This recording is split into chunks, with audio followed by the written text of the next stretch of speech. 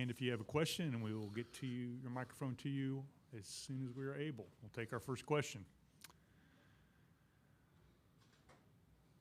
In the back, Jeff, go ahead.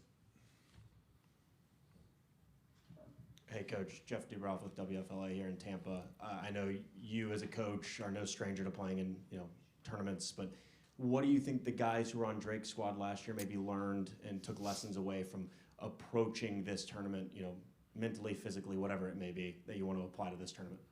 Yeah, I think we've got a lot of guys that have played in postseason, and so they understand some of the preparation that goes into it. You also have to make sure that you don't overthink it to where you make it something bigger than it actually is. It's not necessarily just another game, but it is in a sense with a little bit of, win or go home to it. And so our guys have been through that. They understand, what's at stake. They understand the preparation. They've prepared well. And, hopefully we can show that tomorrow. Tom Kakert, Hawkeye Report. What have you seen from Clemson? What is the challenge that they're going to present you from your offensive perspective? Yeah, from us scoring? Yeah. Defensively, they're really physical. They do a good job of guarding the basketball, do a good job with their hands. I think they're really well coached. They'll have a plan. They've got great plans defensively, good scouting. Just everything that a good basketball team has, they have. And, we'll have our hands full in regards to being able to score. And then, obviously we'll have our hands full in regards to being able to defend him. But I think it all goes back to they're just very disciplined, very physical on both sides of the ball. Up here in the front. Coming to your right over there. Hey, Ben, Chris Meglio with the Daily Iowan. I know, obviously, a big part of this season has been you bringing along a group of Drake guys with you and what you guys did last year in the NCAA tournament. How do you think just having this group that you already have this experience with will bode well this time around?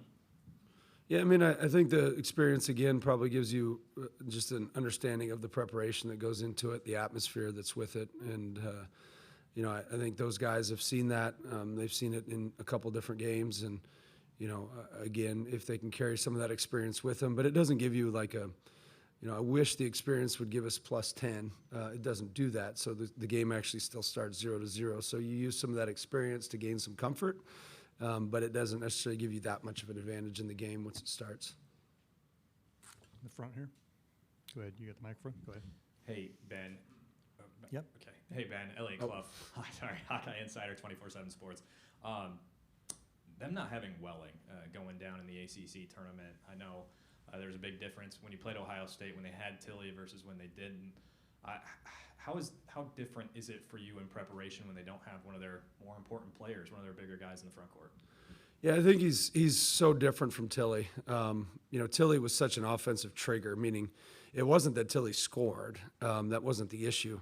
It was that he could execute their drop coverage, and then offensively he could get to next actions a lot quicker, and so it made it more difficult to defend. But it wasn't necessarily his scoring prowess. I think Welling's a little bit unique in that respect where it's not quite Tilly. Obviously, they would love to have him, and he's a good basketball player. I think he takes a little paint pressure away from him. I don't know defensively. Maybe it makes him better defensively. I don't know.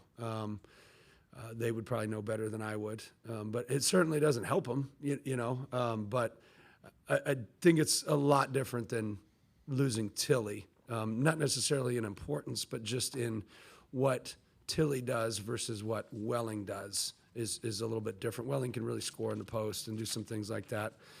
Tilly can make it down there. That's not really his strength. His strength is triggering offense, getting to the next action. So a little bit different players.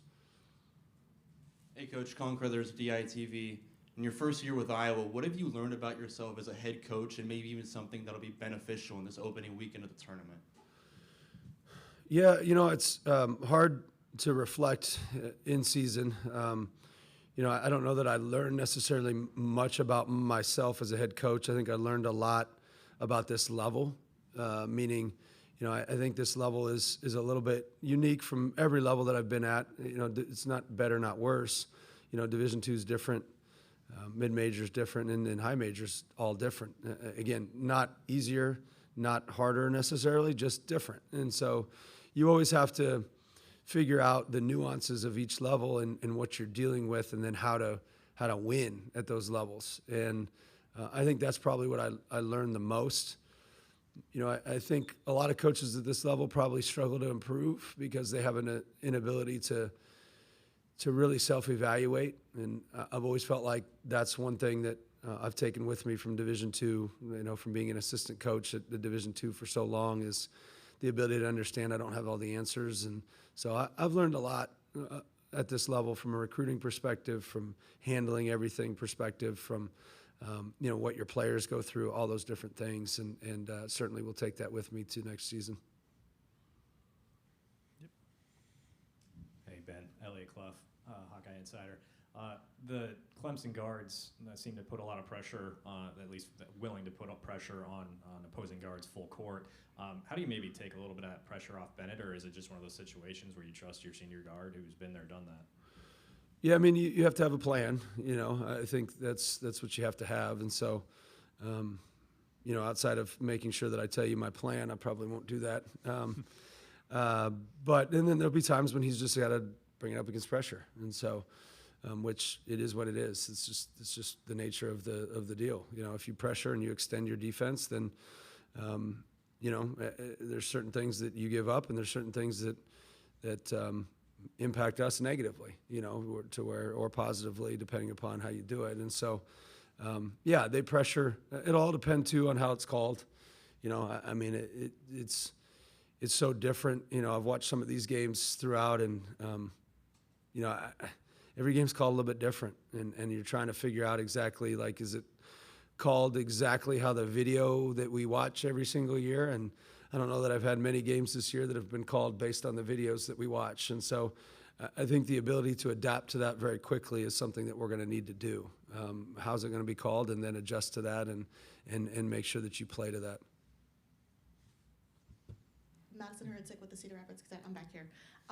Kind of going off of Elliot's question with Bennett, with this being his last tournament and the experience that you guys have had and the relationship the two of you had, what has it been like being able to coach him up to this point, knowing that this is kind of the grand finale with your relationship with him one-on-one, college player to college coach? Yeah, I don't really think about the finality of anything. It's kind of how I've always approached coaching. At senior night doesn't do it for me. Like, that stuff isn't, it just doesn't. I don't think my job's done when they leave.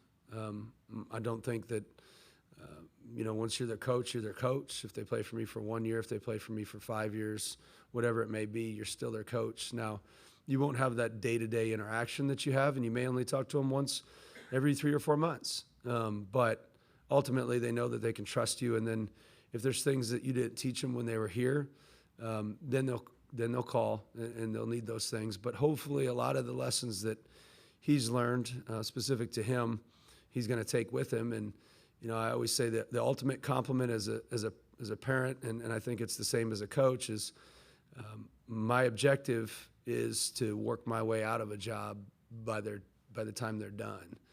And what that means is, if you've taught them well enough, hopefully they have enough of those lessons with them that they don't need you anymore, and they just want you, right? And so that's the biggest thing that we try to get to as a coach is get them to that point, and hopefully we did with Bennett, and hopefully we do with everybody that we coach. Any other questions? Raise your hand. Go ahead. Right here. In the front. Again, Chris Meglia with the Daily Iowan. Cam and Bennett just talked about how you approach every practice and game like it is an NCAA tournament game, and I'm just curious, like, where does that come from? Why is it important for you to, I guess, approach everything that way, and how do you feel like your team is prepared because of your coaching philosophy? Did they say I was nuts? Is that what they said? Pretty much, yeah. Makes sense. Probably because I am. Yeah, I mean, it's probably the nature of, one, who I am, and then two, I learned that if you create that habit of being ready, then you don't always have to motivate yourself to get ready for the game, because I've already established the habit of being ready every single day. And we're still not there as a program. It takes so much time to develop those habits, and then it takes an internal leadership to be able to do that. And sometimes that takes 2, 3, 4-year guys and sometimes 5-year guys, to be able to stay in your program and teach the other ones those habits of being ready consistently. And so for me, if I don't mirror that with the ability to be ready, the ability to be ready every day, then then they don't create those habits. And so, naturally, when I was in college, I was probably the type that would stay up all night before the test and study and cram. And so I also have to make sure as a coach that I fight that. And so I'm probably over the top on the other side of it now, making sure that I do a little bit at a time and then create those habits weeks in advance so that, like maybe I'm playing Michigan in 2 weeks and I know they play a matchup zone and they switch everything. We may start to touch on things 2 weeks beforehand, knowing that that's out there, not necessarily knowing because of a scout perspective, but just maybe we spend 5 minutes on it. And so you're starting to cram for the test then rather than all at once. And so that's where we try to create those daily habits is just, it's just how, and plus I like to compete. So, I just love practice. Like that's my favorite part is practice. Any other questions? In the back, all the way in the back.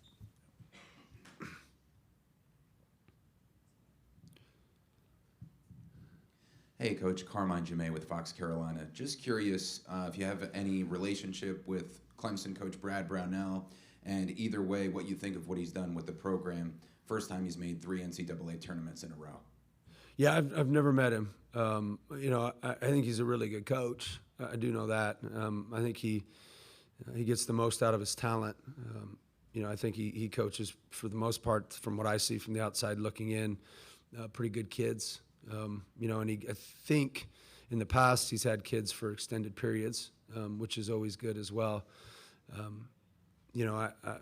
Everything that I've seen is a really good coach. Defensively, they've always been really good. Offensively, for quite a few years there, they were really good. I think it's probably dictated upon his personnel based on their offense.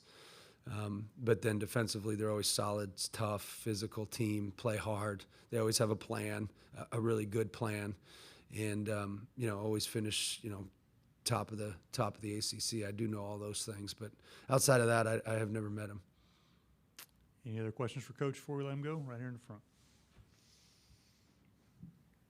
Hi, Coach. Charlie Jones, Orange and Blue Sports Network. You've had a lot of success when it comes to postseason play throughout all of the levels of NCAA, but now here in your second year at March Madness on the D1 level, can you talk a little bit about the experience change from last year to this year and how you feel maybe better prepared going into this year? Yeah, I don't necessarily feel any more or less, to be honest. No, just because I've been to so many different things, and I know obviously Division II level. I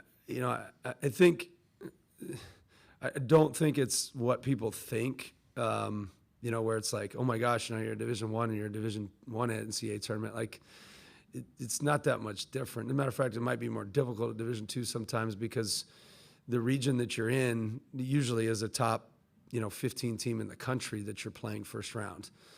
Here, I don't think either of us are right now in the top 15 ranked, if that makes sense. And so your first round competition isn't the same. Now they're really good, but it's just so unique. So those experiences in Division II, losing sometimes, losing first round games, losing in Sweet 16s. I don't know that we've ever lost a second round game that I remember. But losing in some of those really helps. And then obviously winning them certainly helps because you start to understand like what wins in postseason and all that you've put into that. So I wouldn't say that I'm more prepared necessarily. I feel prepared as my team is, and I think we are prepared. Okay. Thank you, Coach. Appreciate it. Yep. Thank you. Clemson student athletes will be up next. That starts at 2:05.